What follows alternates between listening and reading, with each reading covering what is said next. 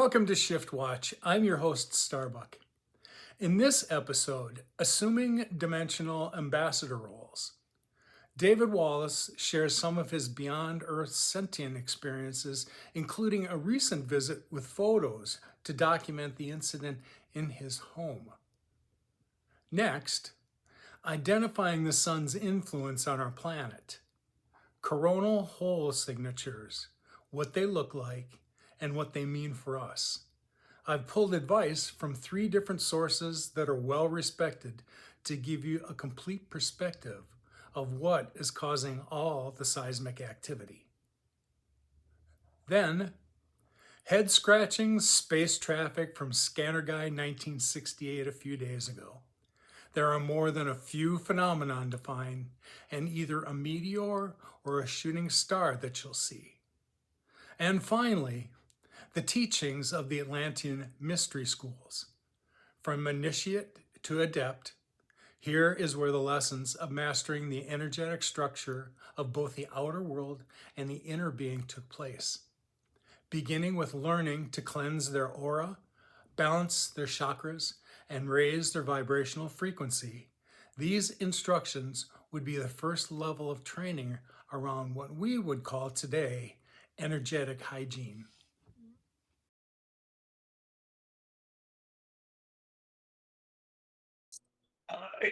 I do have some observations. I was making some notes as you were sharing again. And so, what I always take away from these exchanges,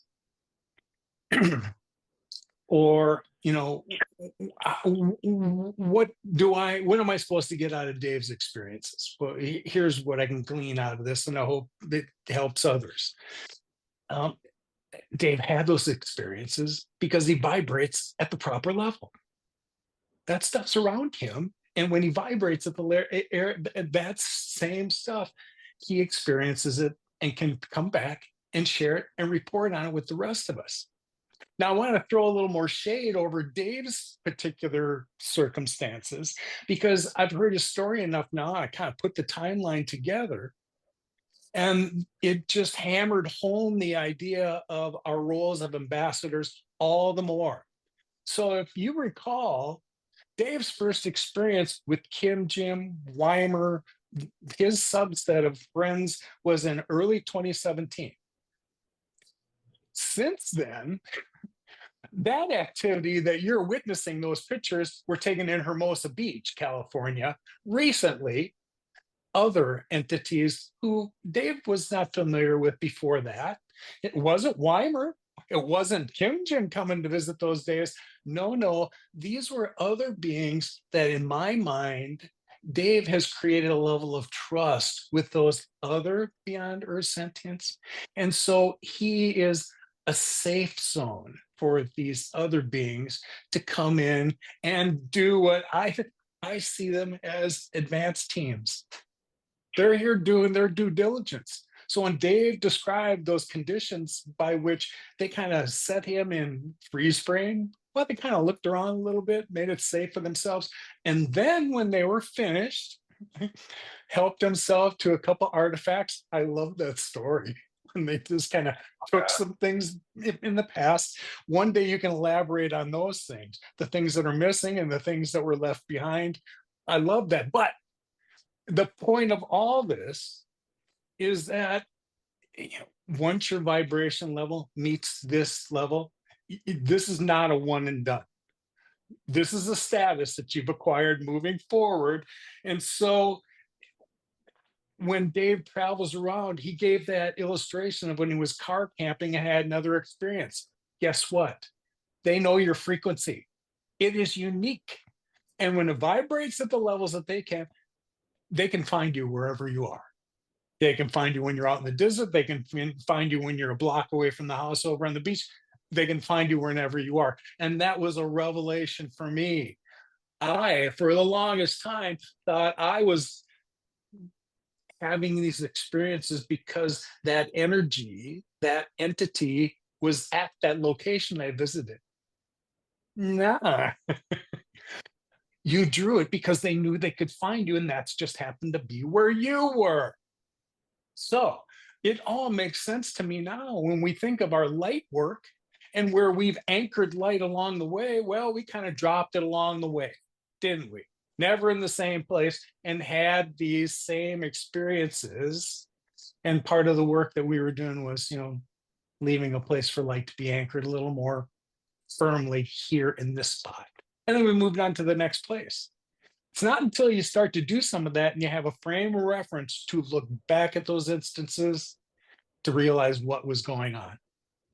So I want to thank Dave when he shares these things. And again, I love that he started out by saying that I like to talk about what's happened with Dave so other people can understand it, but I am in no position to tell Dave's story. There's been an instance recently where other people that had not really known about Dave before, who definitely have a high level of finding out what he's about now, would love him to come and tell his story. But I can tell you that when I heard Dave's story in the way that I think it needs to be taken in, it happened over a 4-day period for me with 2 full days, 8 to 10-hour days of looking at the illustrations he'd done when he returned. And there were many, all of the light language and stuff that he had documented when he got back. There's no way for somebody to tell that story again. Which is why a few years ago, Dave agreed to do a 4-part series where he put all that stuff, archived it, including the images, so that he doesn't have to tell it again, but the story's out there to be heard.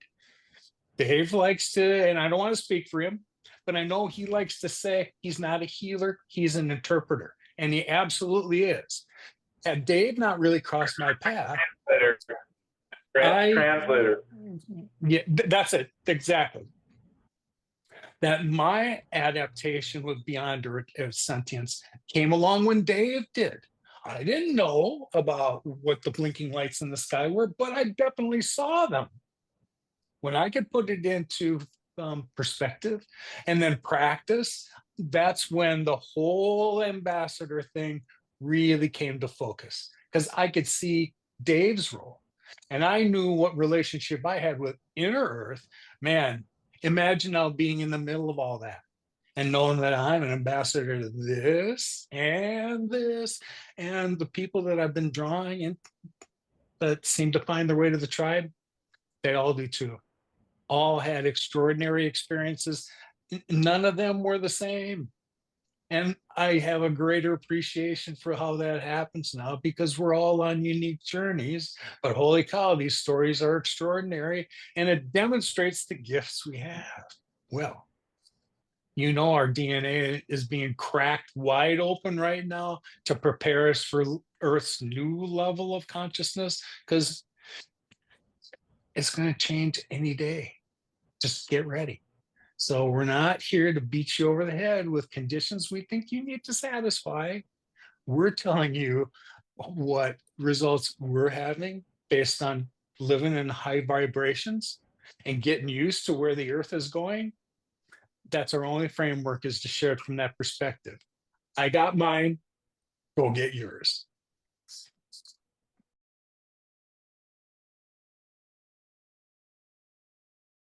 A lot of folks been chatting about this massive coronal hole number 34 here, and no doubt that's a decent coronal hole, and that's one of the more bigger ones that I've seen in quite a while. I wish it was a little bit further up north here, more center disk of the sun. That way we're guaranteed to get a good shot of this high-speed solar wind stream. But we'll see what happens. They are forecasting what looks like a G2 class storm here over the next couple nights. Not tonight, but it looks like it may begin here on the 22nd. This is UTC time, 2100. So that may not even be tomorrow night. That's going to be, we'll have to check back on the dates here, but not anytime soon. That's if it does hit us and provides us with a decent shot there of that high-speed solar wind stream. Again, G2 class storms, those are fairly decent if they take place. As far as flaring activity goes, let's take a look. Got a Got some newer imagery here, looks like. A couple new sunspots down there on the southeastern limb of the sun, and a massive coverage area up to the northeast, but not a whole lot of complexity within that sunspot. So right now, man, a lot of these have just, they don't want anything to do with each other. They just separate and just die off here. So not really impressed with anything I'm seeing out here right now on the Earth-facing side of the sun. Maybe this area, and we'll have to see what's back behind that. There's definitely another area back there. So we'll catch that there in the coming days.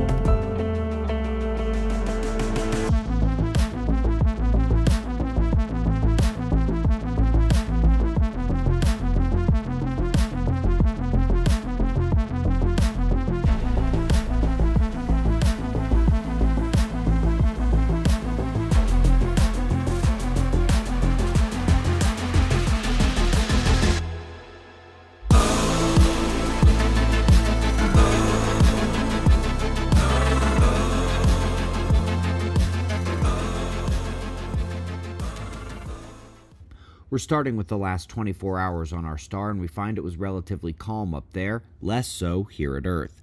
Solar flaring is hitting low M-class range, but not in any significant manner. The plasma filaments are large, but so far stable in the corona. The story so far today is the coronal hole on the south. Its fast solar wind appears to be arriving here at Earth this morning, about 24 hours before it was expected. Geomagnetic conditions could amplify today and could last about 36 hours until the peak speed plasma dies down. The coronal hole allows faster particle streams to emanate with those open field lines, making for a solar wind that is more like whitewater rapids than a trickling stream. We'll be monitoring those geomagnetic conditions while also watching for eruptive activity either at the filaments or the sunspots.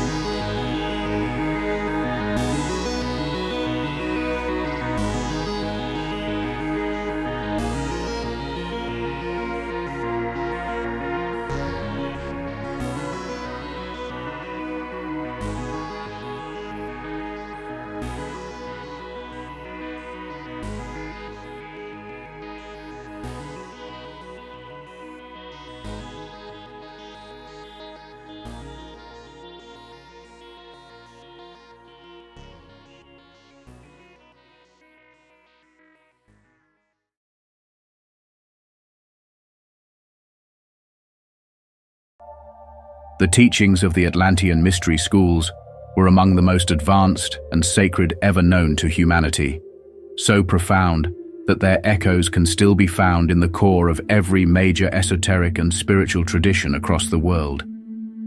But what exactly were the initiates taught?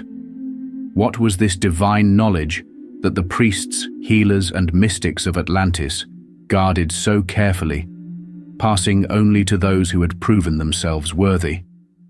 The curriculum of the mystery schools was not simply intellectual, it was vibrational. It was designed to shift the very consciousness of the initiate, to awaken hidden faculties that lay dormant within the human energy system. Students were not there to memorize facts or theories, they were there to transform.